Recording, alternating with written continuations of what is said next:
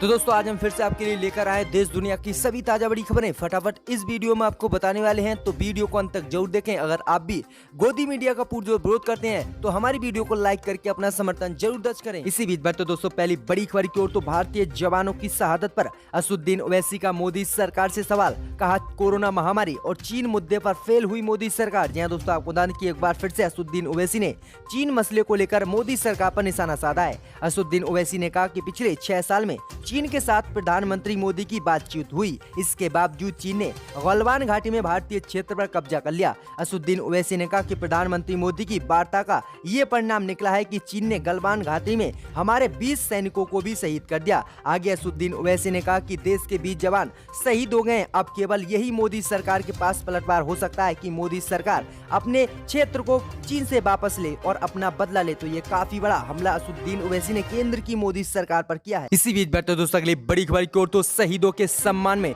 जन्मदिन नहीं मनाएंगे आज राहुल गांधी। कार्यकर्ताओं से 2 मिनट मौन रखने को कहा। जहां दोस्तों आपको बता दें कि कांग्रेस के पूर्व अध्यक्ष राहुल गांधी ने लद्दाख की गलवान वैली में शहीद हुए जवानों के सम्मान में इस बार अपना जन्मदिन नहीं मनाने का फैसला किया है। पार्टी सूत्रों के मुताबिक राहुल गांधी की इच्छा अनुसार पार्टी अकालमान ने सभी प्रदेश, जिला एवं ब्लॉक इकाइयों को निर्देश किया है कि 19 जून को कांग्रेस के नेता और कार्यकर्ता राहुल गांधी के जन्मदिन पर कहीं पर भी केक नहीं काटेंगे और कहीं पर भी नारेबाजी नहीं करेंगे। वहीं राहुल गांधी की तरफ से कहा गया है कि शहीदों के सम्मान में वह जन्मदिन नहीं मनाकर सिर्फ कार्यकर्ता 2 मिनट का मौन देश में रखें और देश की अखंडता और संप्रभुता के लिए एकता के साथ आगे बढ़ें। तो ये काफी बड़ा त्याग राहुल गांधी ने किया है।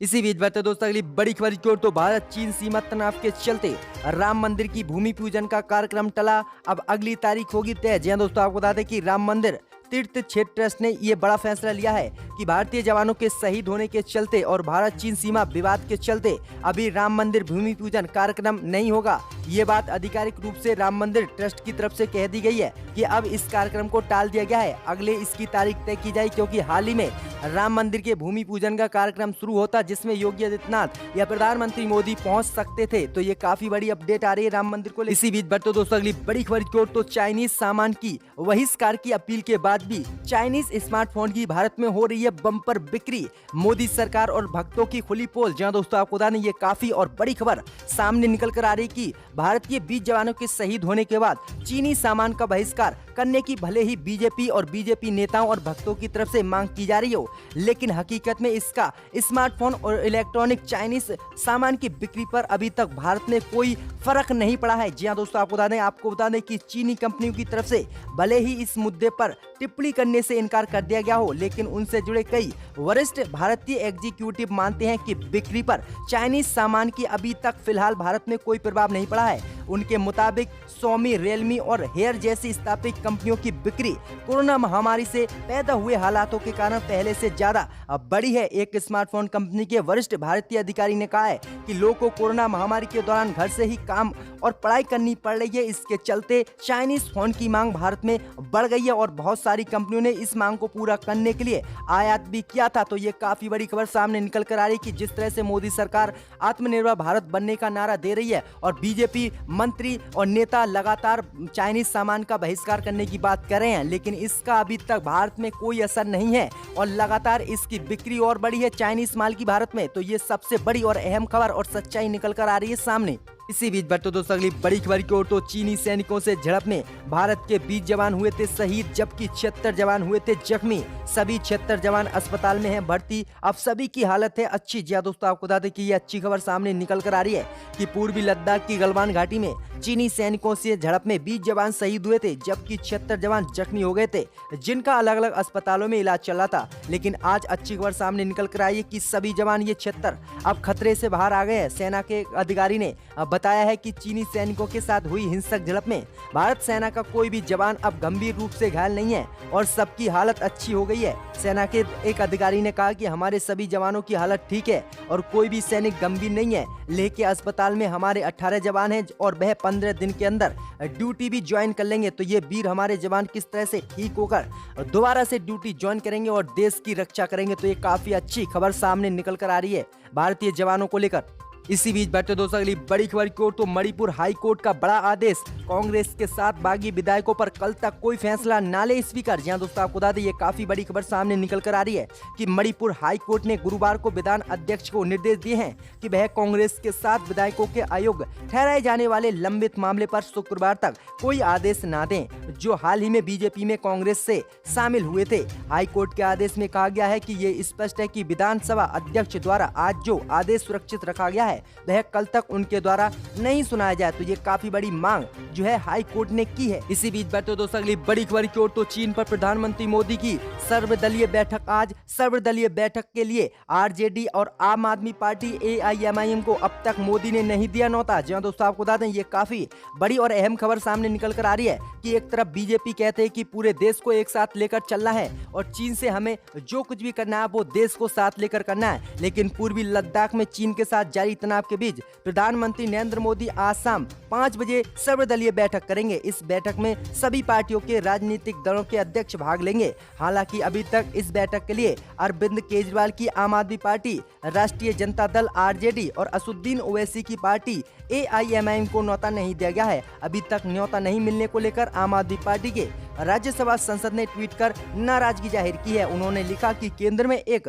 अजीब अहंकार ग्रस्त चल रही है। आम आदमी पार्टी की दिल्ली में सरकार है, पंजाब में मुख्य विपक्षी पार्टी है, 4 सांसद हैं, लेकिन किसी महत्वपूर्ण विषय पर भाजपा को आम आदमी पार्टी की राय चाहिए ही नहीं। तो इस बैठक में जो है आपको बता दें कि कांग्रेस और अन्य सभी पार्टियां शामिल होंगी, लेकिन इन 3 पार्टियों को प्रधानमंत्री मोदी ने इस बैठक में शामिल होने के लिए न्योता नहीं दिया गया है। तो ये काफी बड़ी खबर सामने निकल कर आ रही है। इसी बीच बढ़ते दोस्तों अगली बड़ी खबर की ओर, तो कांग्रेस नेता सिंधवी का तंज, कहा शाह के LNJP दौरे के बाद मोदी भक्त गदगद, दिल्ली से इनके दौरे से क्या खत्म हो जाएगा कोरोना। जी हां दोस्तों, आपको बता दें कि कांग्रेस के वरिष्ठ नेता अभिषेक मनु सिंघवी ने गृह मंत्री अमित शाह पर कोरोना महामारी और राज्यसभा चुनाव को लेकर तंज कसा है। कांग्रेस के वरिष्ठ नेता अभिषेक मनु सिंघवी ने कहा कि कोरोना वायरस महामारी के बीच अमित शाह राज्यसभा चुनाव में व्यस्त थे। आगे उन्होंने कहा कि व्यस्त होने के साथ साथ आखिरकार गृह मंत्री अमित शाह ने LNJP अस्पताल का दौरा कर ही लिया, जिससे कि भक्त गदगद है। उन्हें लगता है कि अब दिल्ली से कोरोना महामारी गायब हो जाएगी, क्योंकि गृह मंत्री अमित शाह ने अस्पताल में अपने कदम रख दिए हैं। तो ये काफी बड़ा निशाना उन्होंने साधा है गृह मंत्री अमित शाह। इसी बीच बढ़ते दोस्तों अगली बड़ी खबर की ओर, तो चीन से झड़प पर पंजाब CM अमरिंदर सिंह का सवाल, भारतीय सैनिकों ने गोली क्यों नहीं चलाई। जहां दोस्तों आपको बता दें कि पंजाब के मुख्यमंत्री कैप्टन अमरिंदर सिंह ने पूछा है कि लद्दाख की घाटी में चीनी सैनिकों ने जब भारतीय सेना के जवानों पर हमला किया तो चीनियों पर गोली चलाने की अनुमति सरकार और कैप्टन की तरफ से क्यों नहीं दी गई। इसके साथ ही मुख्यमंत्री ने कहा कि कोई अपना काम करने में नाकाम रहा है। मुख्यमंत्री ने यहां तक कहा कि कैप्टन ने कहा कि अगर यूनिट के पास हथियार थे, जैसा कि अब मोदी सरकार दावा कर रही है, तो यूनिट के उप कमांडर को उस वक्त गोली चलाने का आदेश देना चाहिए था जब कमांडिंग अधिकारी चीनियों के विश्वासघात के शिकार हुए थे। तो ये काफी बड़ा हमला बोला है। वहीं आगे उन्होंने पूछा है कि देश जानना चाहता है कि हमारे सैनिकों ने उस तरीके से जवाब क्यों नहीं दिया जैसा कि उन्हें देना चाहिए था। इसी बीच बढ़ते दोस्तों अगली बड़ी खबर की ओर, तो सुप्रीम कोर्ट से कांग्रेस को बड़ा झटका, गुजरात राज्यसभा चुनाव पर रोक से इनकार। जहां दोस्तों आपको बता दें ये कांग्रेस को सुप्रीम कोर्ट से बड़ा झटका लगा है कि सुप्रीम कोर्ट ने गुजरात राज्यसभा चुनाव पर रोक लगाने से इनकार कर दिया है। सुप्रीम कोर्ट ने कांग्रेस नेता परेश धनानी की याचिका को ठुकराते हुए कहा कि हम चुनाव पर रोक नहीं लगाएंगे। हालांकि सुप्रीम कोर्ट ने इस मामले पर 4 हफ्ते के बाद सुनवाई का फैसला किया। बता दें कि परेश धनानी ने पोस्टल बैलेट के जरिए वोटिंग को चुनौती दी। गुजरात में राज्यसभा की 4 सीटों के लिए आज वोटिंग होनी है। वहीं दूसरी ओर सत्ताधारी बीजेपी के कुछ विधायक कोरोना से संक्रमित हैं। ऐसे में उनके वोटिंग को लेकर संयम बना हुआ था, जिसके बाद अब जो है काफी बड़ा फैसला सुप्रीम कोर्ट ने सुनाया और कांग्रेस को झटका देकर सुप्रीम कोर्ट ने चुनाव पर रोक लगाने से इनकार कर दिया और कहा कि 19 जून को ही चुनाव होंगे। इसी बीच बढ़ते दोस्तों अगली बड़ी खबर की ओर, तो यूपी हरियाणा सील नहीं कर सकेंगे दिल्ली की सीमाएं, गृह मंत्री अमित शाह ने दिया आदेश। जी दोस्तों आपको बता दें कि कोरोना संक्रमण के कारण हरियाणा और यूपी के द्वारा बार बार दिल्ली की सीमाएं बंद करने का सिलसिला अब थमने वाला है। गृह मंत्री अमित शाह ने कहा कि राष्ट्रीय राजधानी क्षेत्र को दिल्ली से अलग नहीं माना जा सकते। इन क्षेत्रों के प्रशासनिक अधिकारियों को दिल्ली के साथ मिलकर काम करना होगा। तो ये गृह मंत्री अमित शाह ने काफी बड़ा ऐलान किया है कि अब यूपी हरियाणा दिल्ली की सीमाओं को सील नहीं कर सकेंगे, क्योंकि गृह मंत्री अमित शाह ने आदेश दिया है कि ये सभी दिल्ली के क्षेत्र हैं और इसमें सबको मिलकर काम करना होगा, क्योंकि दिल्ली राष्ट्रीय राजधानी है। तो ये काफी बड़ी घोषणा घोषणा गृह मंत्री अमित शाह ने कर दी है। इसी बीच बढ़ते दोस्तों अगली बड़ी खबर की ओर, तो रेलवे ने किया बड़ा ऐलान, ट्रेन में बिना टिकट यात्रा करने पर नहीं मिलेगी अब सजा, कई प्रावधानों को हटाने की बना रहा है रेलवे और मोदी सरकार योजना। जी दोस्तों, आपको बता दिए काफी बड़ी खबर सामने निकल कर आ रही है कि भारतीय रेलवे कई छोटे अपराधों के लिए कारावास या जेल के प्रावधानों को हटाने की योजना बना रहा है। इसमें बिना टिकट यात्रा करना या पायदान पर सवारी करने पर केवल जुर्माने का प्रावधान किया जाएगा। इसके लिए कारावास के प्रावधानों को हटा दिया जा सकता है। अदालतों पर मामलों का बोझ कम करने के लिए केंद्र की मोदी सरकार और भारतीय रेलवे ने ये कानून के लिए नए विचार किए हैं। इसमें रेलवे अधिनियम 1989 के अंतर्गत एक अवैध गतिविधि के रूप में भीड़ मांगने जैसे अपराधों का हटाना भी शामिल किया गया है। यानी अब अगर आपके पास टिकट नहीं होगा तो आपको जेल काटनी नहीं पड़ेगी, सिर्फ जुर्माना ही देना पड़ेगा। तो ये काफी बड़ी खबर सामने निकल कर आई है। मैंने ये भी देखा था 2006 में कि एक एमपी ने यहां पर आकर अपने फाइल्स डिप्टी स्पीकर पर फेंक दिए, वो भी हमने देखा था। और वो सब कौन थे हम जानते हैं, मगर ये जिम्मेदारी सबकी है सर, और यकीनन जो अपोजिशन की तरफ